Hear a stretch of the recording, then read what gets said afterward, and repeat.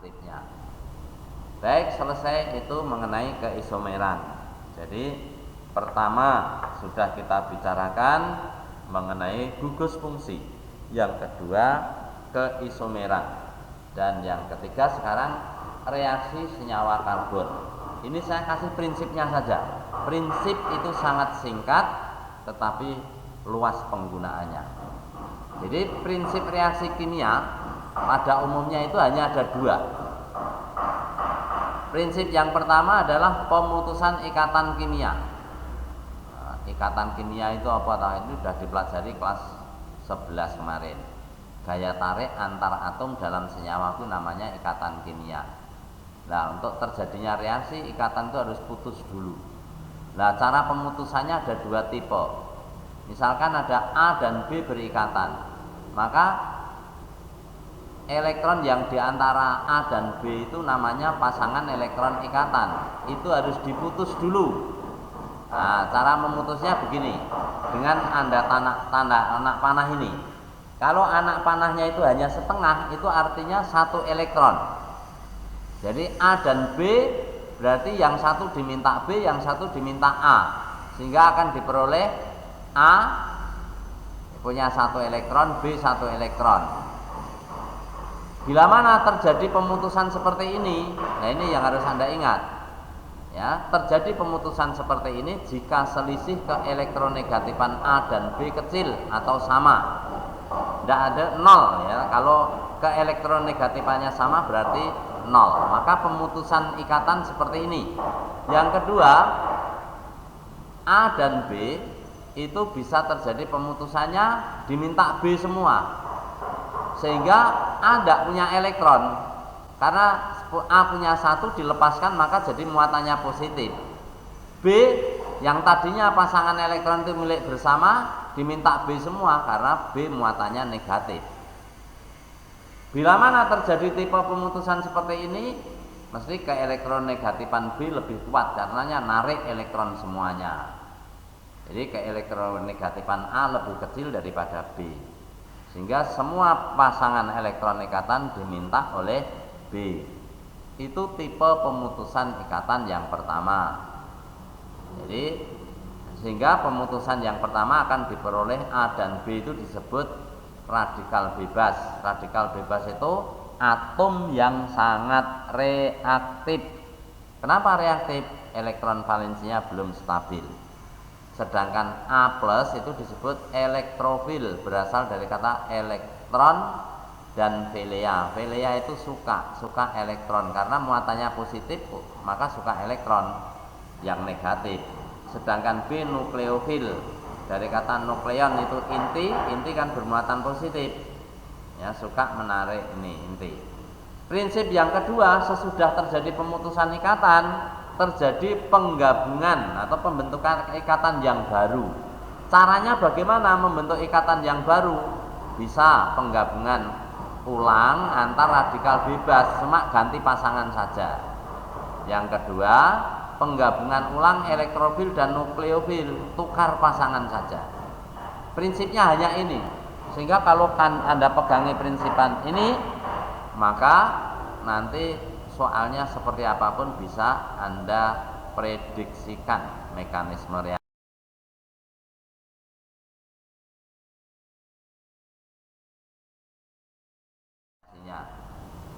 Berbagai jenis reaksi senyawa karbon. Yang pertama substitusi, reaksi penggantian atom atau gugus yang terdapat dalam suatu molekul oleh atom atau gugus yang lain. Substitusi itu artinya penggantian. Contoh misalkan kalau Anda lihat persamaan reaksi ini, yang di kanan, karena ini yang reaksi yang senyawa yang di kanan, paling kanan itu terjadi ikatan antara C dan Cl. Cl itu lebih elektronegatif daripada C, karenanya pasangan elektron ikatan ini diminta oleh C. Sehingga karena diminta oleh Cl maksud saya, diminta Cl, Cl-nya bermuatan negatif, sedangkan C-nya bermuatan positif. Tadi ingat prinsip pemutusan ikatan yang pertama. Ya, yang nomor 1 yang B. Kemudian ya senyawa NaOH, terjadi ikatan antara Na dan O. O lebih elektronegatif karenanya pasangan elektron diminta O, sehingga O bermuatan negatif, Na-nya bermuatan positif. Sesudah putus, tukar pasangan. Yang tadinya C plus mengikat Cl min, maka C plus nanti cari yang min yang lain, yaitu OH. Sedangkan Na tadi mengikat OH, sekarang mengikat cari min yang lain, tukarkan Cl. Maka akan terjadi reaksi seperti ini. Dan hasilnya ketika kita lihat yang tadinya Cl diganti OH, maka disebut reaksi substitusi. Yang kedua dinamakan reaksi adisi. Pada reaksi adisi, molekul senyawa yang mempunyai ikatan rangkap mengikat atom atau gugus sehingga terjadi pemutusan ikatan rangkap. Nah ini, ingat pelajaran kelas 11, reaksi adisi HX itu menurut aturan Markov-Nikov. Ya, Markov-Nikov di kelas 11 dahulu, atom H akan terikat atom C rangkap yang telah mengikat H lebih banyak. Jadi gampang, Markov-Nikov itu cara menghafalke, yang kaya makin kaya.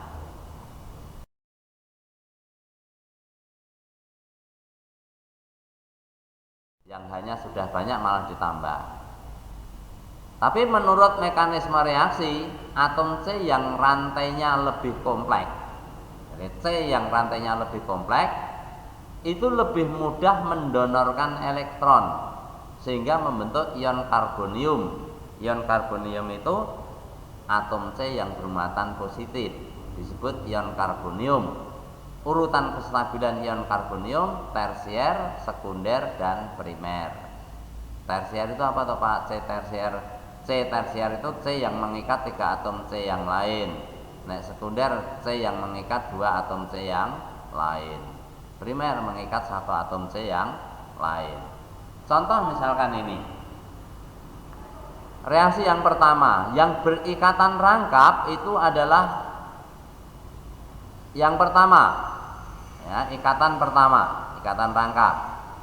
Kalau menurut aturan Markov-Nikov, yang punya H lebih banyak adalah yang paling kiri, hanya 2. Terus yang kanannya kan cuma 1. Maka yang sudah kaya punya 2 ditambahi 1 H dari HCl, sehingga menjadi 3. Ini menjadi 3. Sedangkan Cl-nya diikat oleh C yang mengikat H lebih sedikit. Nah, sehingga jadi CHCl. Itu pakai aturan Markov-Nikov. Tapi kalau pakai mekanisme reaksi, ya, ikatan rangkapnya dilihat. Di sini ikatan rangkap.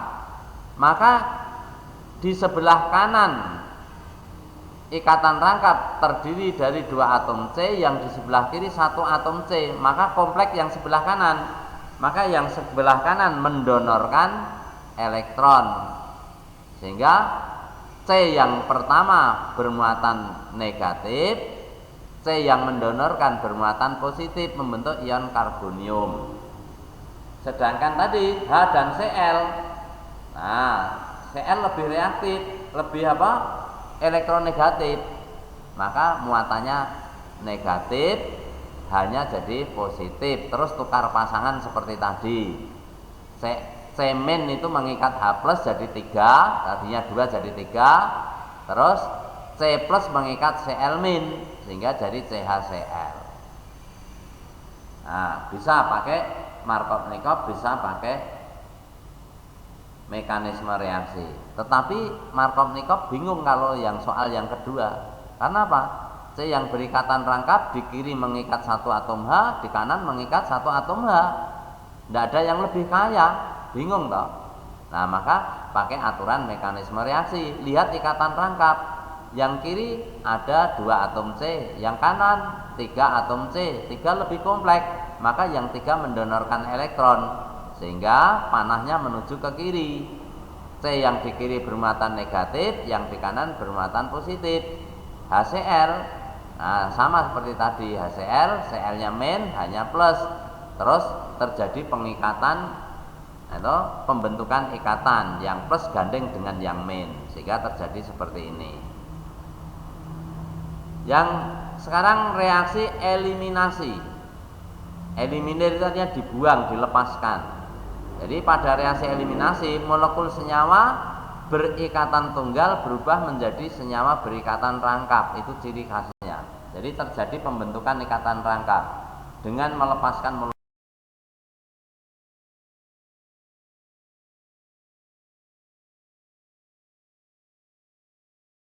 kecil. Contoh eliminasi air atau dehidrasi pada alkohol.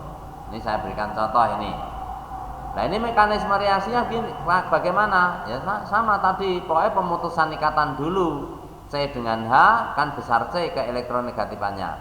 Maka nanti ya ke tempat atom C sehingga C-nya bermuatan negatif, hanya bermuatan positif.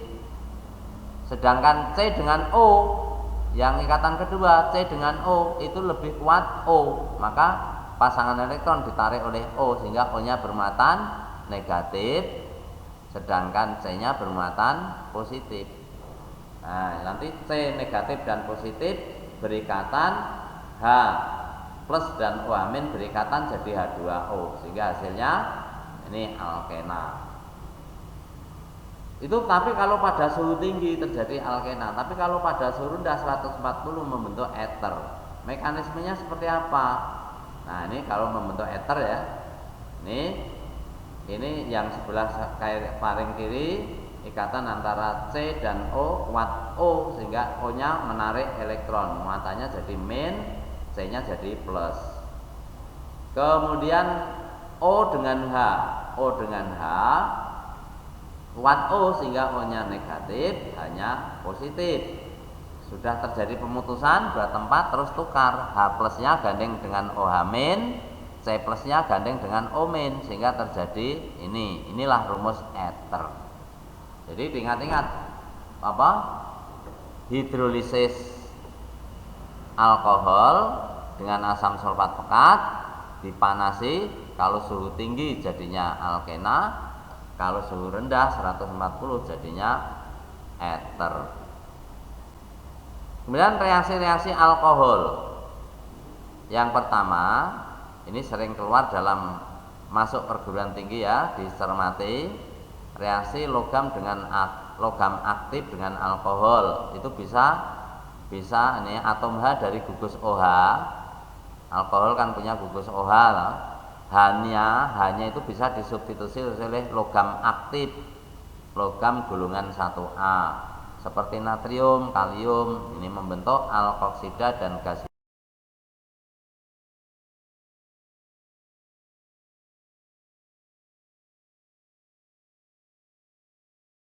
hidrogen. Contohnya ini. Jadi ini ada etanol dengan Na.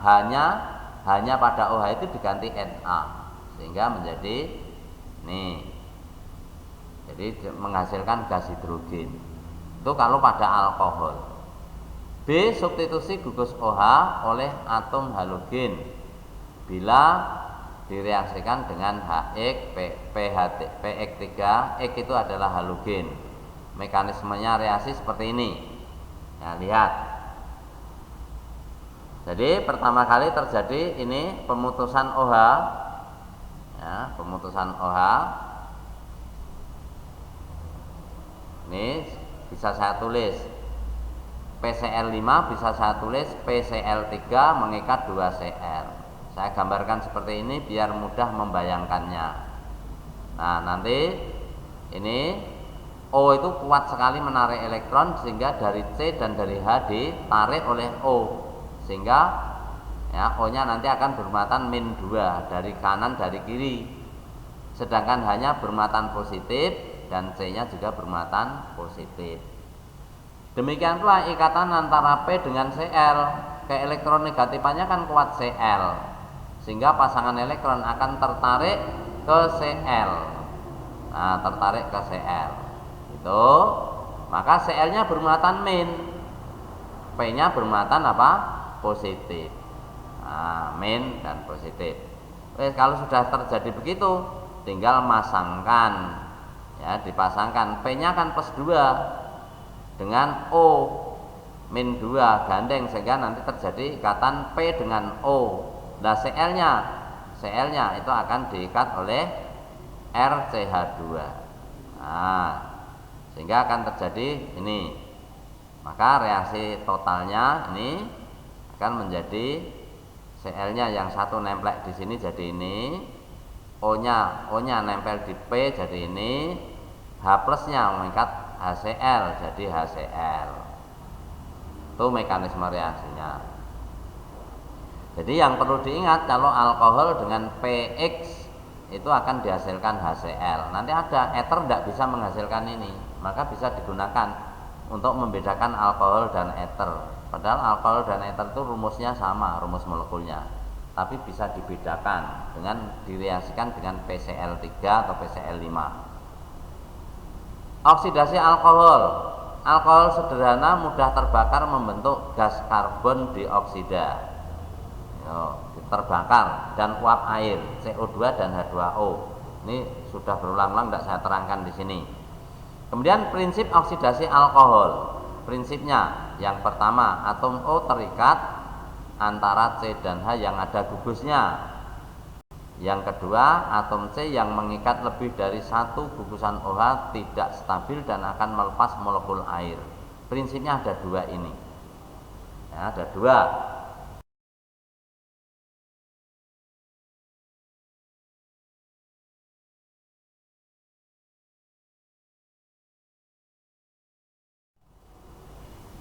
Contoh misalkan oksidasi alkohol primer. Di sini kan ada gugusnya, ya, gugus pada alkohol itu C yang mengikat OH ini masih punya H. Maka nanti O-nya masuk di antara C dan H. Ya, masuk antara C dan H sehingga jadi ini. Jadi OH-nya melepas OH itu C yang di ujung ini mengikat dua OH, tidak stabil, maka dia akan melepas molekul air. Bagaimana caranya melepas? Nah, ini akan memutuskan ikatan. Jadi akan memutuskan ikatan. Ini nenggone O, karena O lebih elektronegatif daripada C, sehingga O-nya bermuatan negatif, C-nya bermuatan positif. Sedangkan H di sini dan O itu akan ditarik oleh O pasangan elektronnya. Nah, gini, sehingga O-nya muatannya negatif, hanya positif. H positif dengan OH- gandeng jadi H2O. Nah, sehingga di sini jadi ikatan nanti apa? Ikatan rangka. Namanya aldehid. Itu prinsipnya.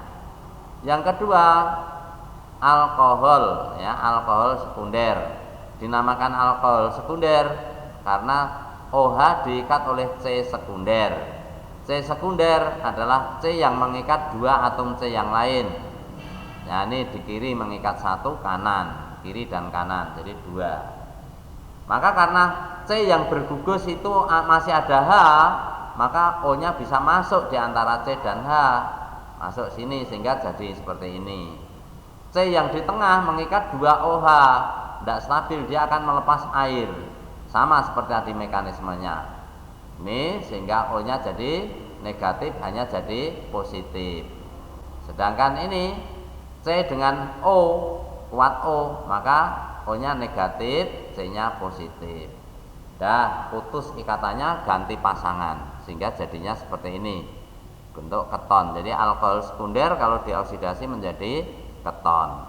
Yang ketiga, alkohol tersier.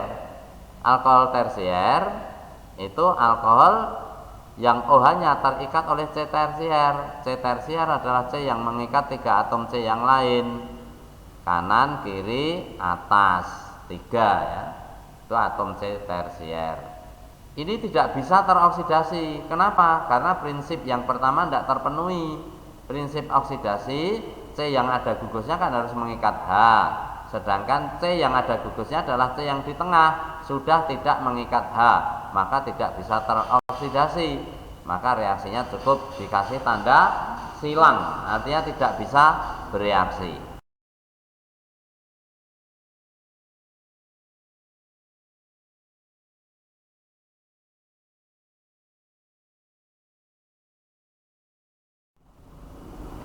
Cara pembentukan ester atau esterifikasi. Alkohol bereaksi dengan asam karboksilat membentuk ester dan air. Prinsipnya pokoknya tadi ya, prinsip reaksi tadi yang ada dua prinsip itu bisa diterapkan. Contohnya ini, maka ini terjadi pemutusan antara O dan H ke tempatnya O, sehingga O-nya min, hanya plus. Di sini C dengan O, maka lebih kuat O, maka terjadi pemutusan ini, O-nya min, sehingga H plus gandeng dengan H2O, O min gandeng dengan C, sehingga menjadi ini ester. Reaksi pembentukan ester. Reaksi ester, eter, ya, eter sekarang. Ini tidak semua saya terangkan anak-anak gugus fungsi, yang penting yang sering keluar saja. Tapi kalau mau melihat semua reaksi, prinsipnya tadi diterapkan. A. Pembakaran. Eter mudah terbakar membentuk gas karbon dioksida dan uap air seperti alkohol. B. Reaksi dengan logam aktif berbeda dengan alkohol. Kalau alkohol tadi bisa dengan logam aktif menggantikan H, tapi eter tidak bereaksi dengan logam natrium, sehingga membedakan alkohol dan natrium padahal rumus molekulnya sama. Cara membedakan bisa dengan direaksikan dengan logam natrium. Alkohol bereaksi, tapi kalau eter enggak. Alkohol kalau ditambah jangan, maka logam natrium kalau direaksikan dengan alkohol bisa menjadi timbul ledak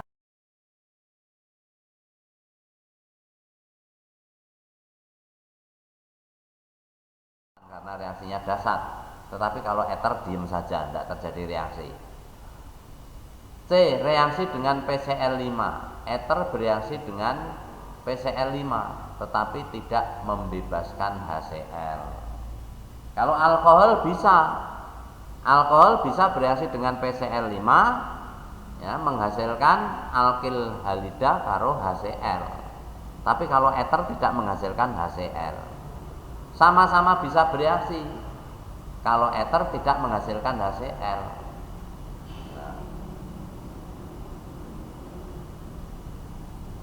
Sehingga eter dan alkohol bisa dibedakan dengan selain menggunakan logam natrium bisa PCl5. D. Reaksi dengan hidrogen halida HX. Eter terurai oleh asam halida, terutama oleh HI berlebihan, terbentuk alkil halida. Itu bisa nanti mekanismenya bisa kamu pelajari. Membedakan alkohol dengan eter, ini yang sering keluar dalam SNPTN. Alkohol dan eter dapat dibedakan berdasarkan reaksinya dengan logam natrium dan fosforus pentaklorida. Yang jelas, dengan natrium eter tidak bereaksi. Kalau pakai PCl5, alkohol menghasilkan HCl, eter tidak menghasilkan HCl. Nah, itu intinya. Jadi reaksinya seperti ini. Mekanisme sudah saya beri contoh tadi di atas. Ya, maka bagaimana mekanisme reaksinya? Silahkan memikirkan. Nyontoh yang di atas tadi. Ini contoh soal SBMPTN, masuk perguruan tinggi. Suatu senyawa memiliki rumus molekul C5H12O. Kalau CnH2n plus 2O itu kan rumusnya alkohol kan? Alkohol berarti pada eter. Jadi ini kalau tidak alkohol ya eter. Tidak bereaksi dengan natrium, berarti kan eter. Zat tersebut jika bereaksi dengan PCl5 menghasilkan propil klorida. Ya, hasilnya pokoknya salah satunya adalah propil klorida. Yang jelas dia bukan rumus molekulnya ini tidak bereaksi dengan natrium, berarti bukan alkohol. Nek bukan alkohol berarti eter. Eter itu rumusnya ROR. Zat apa yang dihasilkan jika zat tersebut direaksikan dengan HI berlebihan? Jadi eternya direaksikan dengan HI. Ditanyakan zat yang dihasilkan.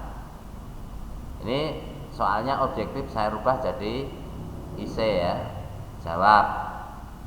Prediksi rumus molekulnya C5H12O. berarti gugus fungsi yang mungkin kalau tidak alkohol eter. Karena tidak bereaksi dengan logam Na, berarti bukan alkohol. Nek bukan alkohol berarti apa? Eter. Nah, eter.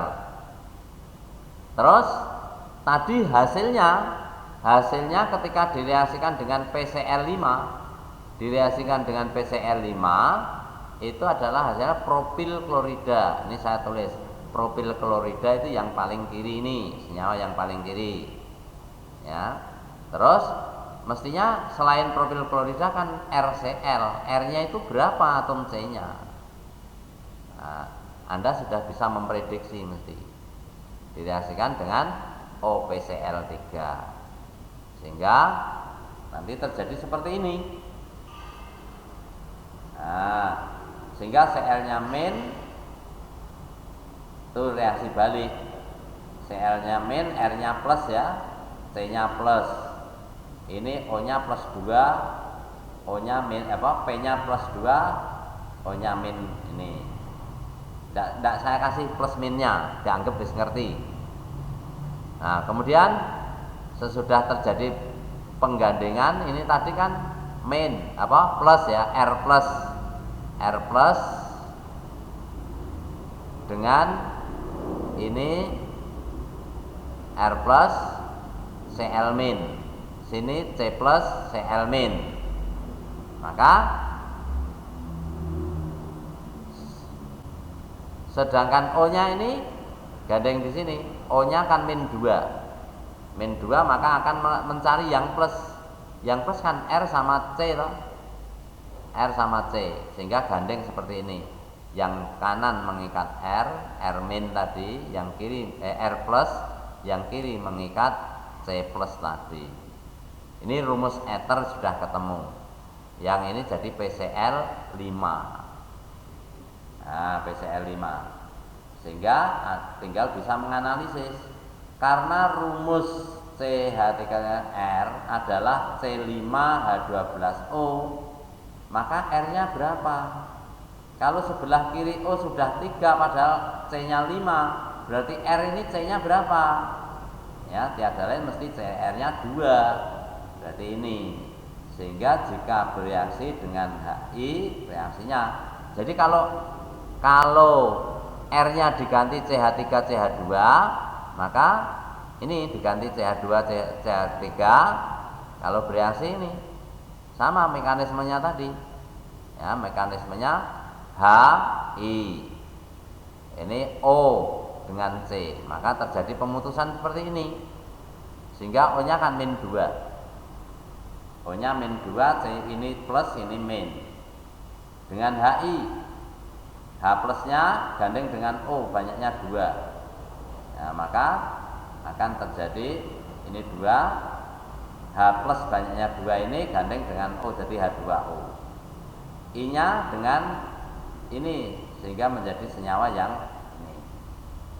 Nah, ini jawabnya. Jadi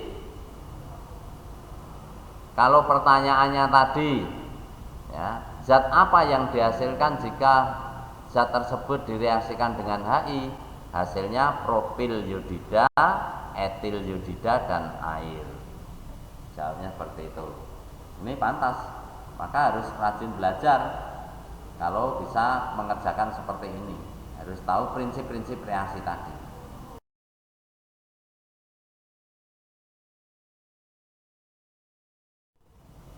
Dan reaksi aldehid, yang pertama oksidasi. Aldehid adalah reduktor kuat sehingga dapat mereduksi oksidator lemah. Seperti bereaksi Tolen dan bereaksi Behling adalah dua contoh oksidator lemah yang merupakan bereaksi khusus untuk mengenali aldehid. Oksidasi aldehid menghasilkan asam karboksilat karena prinsipnya O masuk di antara C dan H, sehingga yang tadinya COH menjadi COOH karboksilat. Nih, prinsipnya tadi reaksi O masuk di antara C dan H, belum masuk ke sini.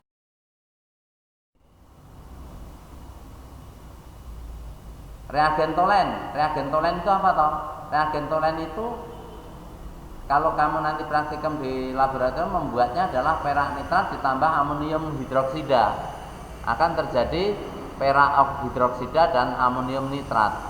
Perak hidroksida ini tidak stabil, basa, ya, hipotetis, sehingga akan terurai menjadi, ya, Ag2O dan H2O, yang mana Ag2O itu sebagai reagennya. Ya, O-nya nanti kalau bereaksi dengan aldehid, O-nya masuk di sini, sehingga Ag-nya berdiri sendiri nanti. Nah, ini aldehid menjadi asam karboksilat prinsipnya. Maka kalau di sini Ag2O, O-nya masuk di antara C dan H sehingga menjadi COH. Sedangkan Ag-nya berdiri sendiri. Nah, ini O-nya masuk sana, nah, Ag-nya berdiri sendiri. Maka nanti akan menempel pada gelas, maka terbentuk cermin perak. Warnanya ya perak seperti ini nanti, mengkilat. Seperti kaca itu loh, cermin perak itu kaca yang untuk ngilu, cermin. Nah, sekarang kalau Fehling itu adalah Fehling A dan Fehling B dicampur. Fehling A itu adalah tembaga 2 sulfat, Fehling B itu kalium natrium tartrat. Rumus kimianya seperti ini. Kalau dicampurkan akan menghasilkan tembaga 2 oksida. Nah, inilah yang dinamakan reagen Fehling. Maka kalau direaksikan dengan aldehid, nah ini ya, kalau direaksikan dengan aldehid, O-nya masuk ke sini tadi. O-nya masuk ke sana, ya. O-nya satu saja yang masuk. Sehingga kalau di sini Cu dikalikan 2, ya, maka O-nya masih 1, Cu-nya 2, O-nya 1, sehingga terjadi senyawa Cu2O. Dan ini akan terjadi endapan berwarna merah bata. Nah, itu. Jadi reaksi ini bisa digunakan untuk meneliti orang yang sakit diabetes. Orang yang sakit diabetes berarti urinnya, air kencingnya itu mengandung glukosa. Glukosa adalah gugus aldehid. Sehingga kalau direaksikan dengan Fehling, ya, kalau orang itu kencingnya mengandung glukosa, maka akan menghasilkan endapan merah bata ini.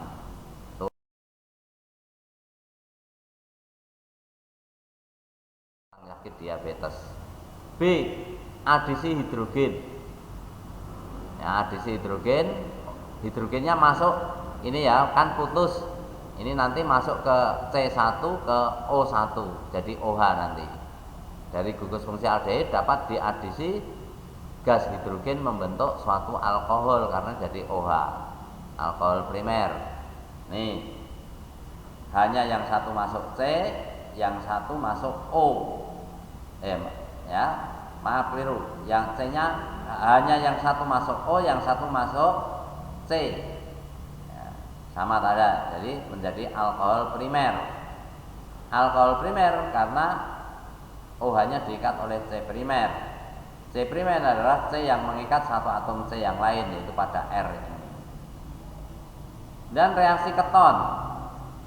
Oksidasi keton merupakan oksidator yang lebih lemah daripada aldehid. Zat pengoksidasi lemah seperti periacetolen dan Fehling tak dapat mengoksidasi. Karena nek keton tadi kan di sini, ya, ini kan ini aldehid. Ya, kalau keton kan RCO, sudah C-nya sudah tidak punya H, maka tidak bisa teroksidasi. 3. Oleh karena itu, aldehid dan keton dapat dibedakan dengan menggunakan reaksi tersebut. Aldehid kalau dengan tolen atau dengan reaksi Fehling bisa membentuk endapan, tapi kalau keton tidak bisa membentuk endapan. Reduksi keton menghasilkan alkohol sekunder.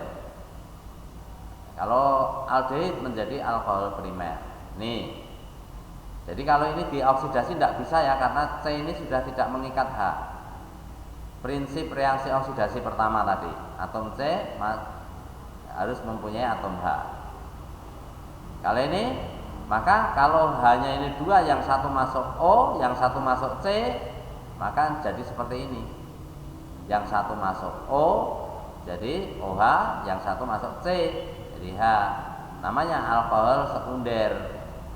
Kenapa alkohol sekunder? Karena OH-nya diikat oleh C sekunder. C sekunder itu apa? C yang mengikat dua atom C yang lain. kiri satu, kanan satu. Nah, itu namanya atom C sekunder. Reaksi-reaksi asam karboksilat, reaksi penetralan. Contoh, asam karboksilat bereaksi dengan basa membentuk garam dan air. Contohnya ini asam asetat dengan natrium hidroksida menjadi natrium, ini tukar pasangan, H ini diganti dengan Na, ya, H diijelke ditukarkan dengan Na, substitusi. Kemudian reaksi pengesteran, asam karboksilat bereaksi dengan alkohol membentuk ester. Reaksi ini disebut esterifikasi atau pengesteran.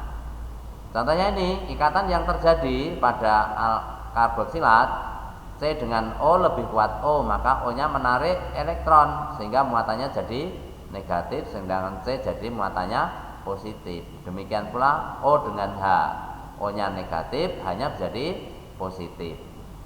Sehingga kalau sudah jadi pemutusan, tukar pasangan prinsip reaksi tadi.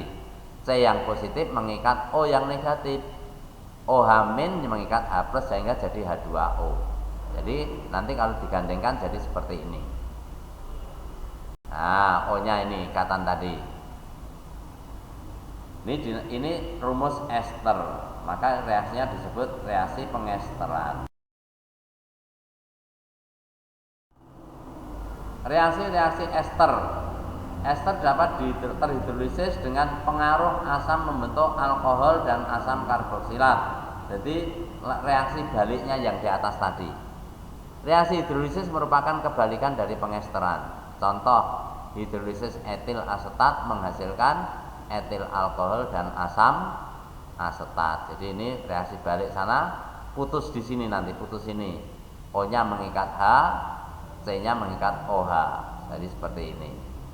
Jadi asam karboksilat dan alkohol. Reaksi haloalkana. Substitusi halogen dengan gugus OH, atom halogen dari haloalkana dapat diganti oleh gugus OH jika haloalkana direaksikan dengan suatu larutan basa kuat, misalnya dengan NaOH. Ini ikatan antara C dengan Cl, kuat Cl elektronegativitasnya sehingga Cl menarik elektron, nanti negatif terjadi tukar seperti ini. Eliminasi HX haloalkana. Ini mekanismenya reaksi, ini nenggone Cl lah. Ini Cl-nya nanti min, C ini plus. Terus ini K, COK. Nah, O-nya min, K-nya plus. K plus gandeng dengan Cl min jadi KCl. Nah, terus yang ini gandeng dengan H karena masih dihidrolisis lagi. Masih dihidrolisis H dan OH.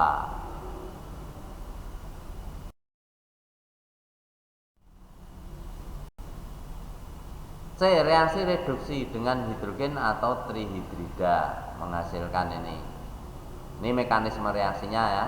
Nanti ini nenggone X lah. Nah, nenggone X terus H. Nanti pisah. Jadi hanya diikat oleh R, jadi RH. Dan seterusnya. Sintesa Wood. Reaksi RX dengan logam Na menghasilkan alkana. Yang terkenal dengan sintesa Wood. Mekanismenya seperti ini.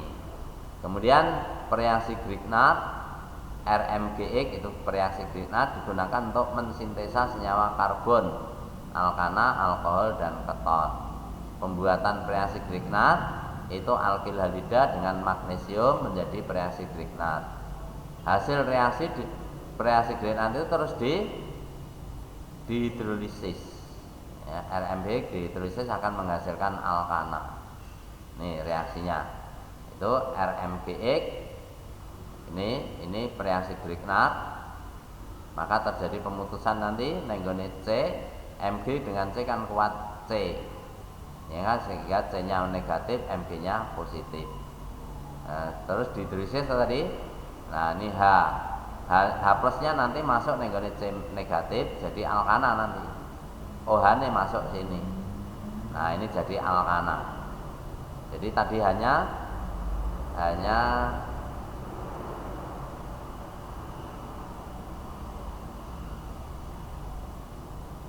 masuk di C, ini jadi CH3 ya. Tadinya 2 menjadi 3. Ini reaksi Grignard. Jadi membuat alkana bisa pakai reaksi Grignard. Catatan, reaksi Grignard merupakan penghasil nukleofil yang sangat reaktif. Nukleofil itu muatannya harus negatif. Nah ini negatif, ini reaksi Grignard kan negatif ini. Nah ini negatif, menghasilkan nukleofil.